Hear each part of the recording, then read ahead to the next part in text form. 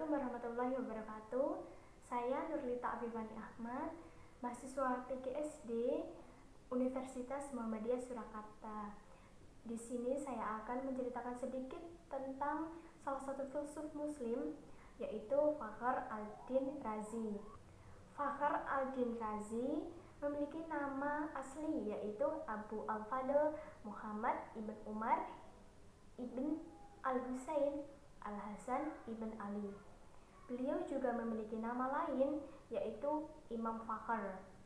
Lahir di Rai Utara Persia pada 1149 Masehi.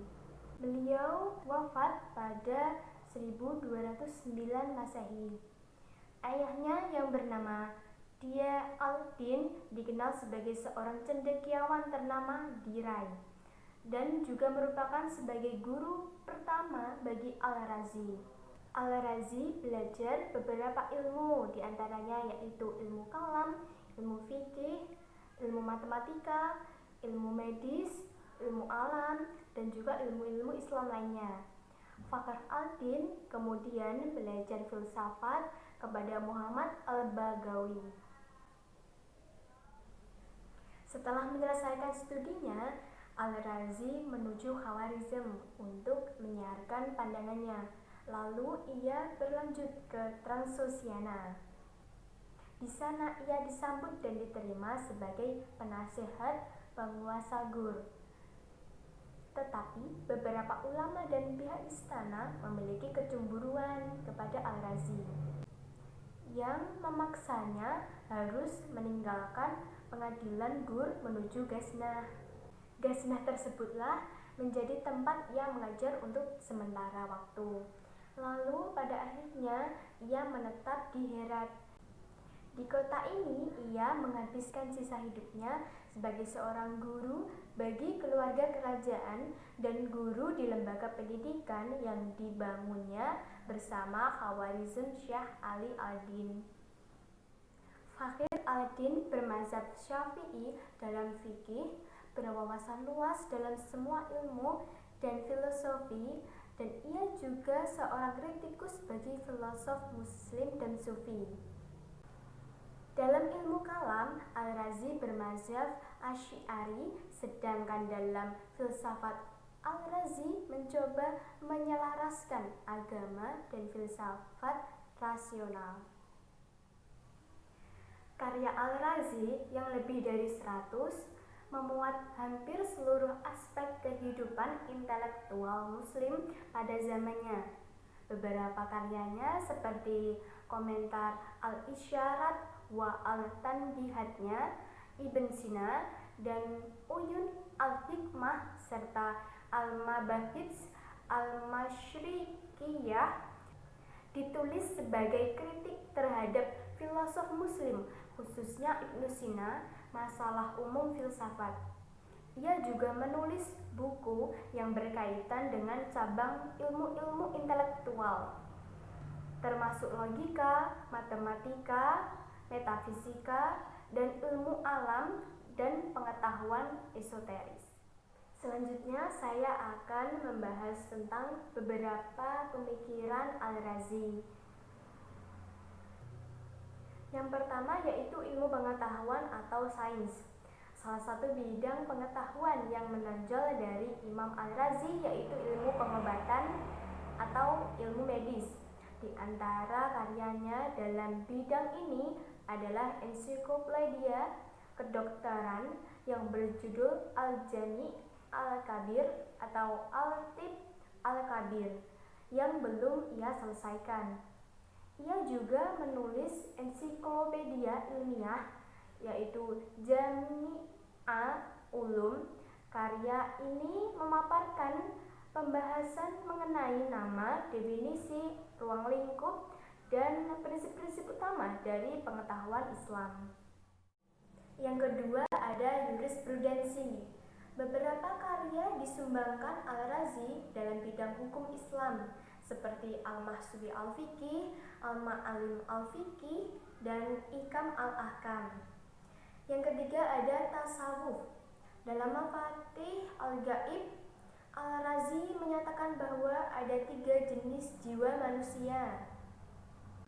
Pertama, al-nafs al-mutaimanah, yaitu jiwa yang tenang. Yang kedua adalah al-nafs al-lawamah. Yang ketiga adalah al-nafs al-amarah bi-al-su, yaitu jiwa yang selalu mengarahkan manusia kepada keburukan. Yang keempat ada tafsir Al-Quran. Karya Imam Al-Razi yang terkenal dalam bidang ini adalah tafsir Al-Kabir wa Makatih Al-Gaib yang dikumpulkan oleh Ibn Al-Huwainiyu setelah wafatnya. Dalam karyanya tersebut menguraikan masalah fikih, filsafat, linguistik, sejarah, geografi, dan bidang pengetahuan lainnya. Yang kelima ada filsafat. Dalam pengantar Mahabits, Al-Razi mengkritik golongan yang mengikuti filsafat secara membabi buta dan yang menyangkal filosof di setiap hal. Ia juga meluruskan pandangan-pandangan yang bertentangan dengan logika Al-Quran maupun logika manusia. Dalam 2 karya filsafat yang ditulis di awal karyanya, Al-Razi mengembangkan metodologi untuk memperjelas dan menghindari teori pengetahuan Aristoteles yang dikembangkan oleh Ibnu Sina dalam Al-Burhan, di mana sebagian besar berkaitan dengan penolakan terhadap elemen dasar dari Aristotelianisme dan dalam beberapa kasus Platonisme. Yang keenam atau yang terakhir ini ada pemikiran kalam. Karya-karya Al-Razi dalam ilmu ini yang telah menggaungkan namanya adalah Muhassal dan Al-Arba'in fi Usul al-Din, Asas al-Taqdis, dan Lawami al-Bayyinat. Terdapat poin penting dalam pemikiran ilmu kalam Al-Razi ini.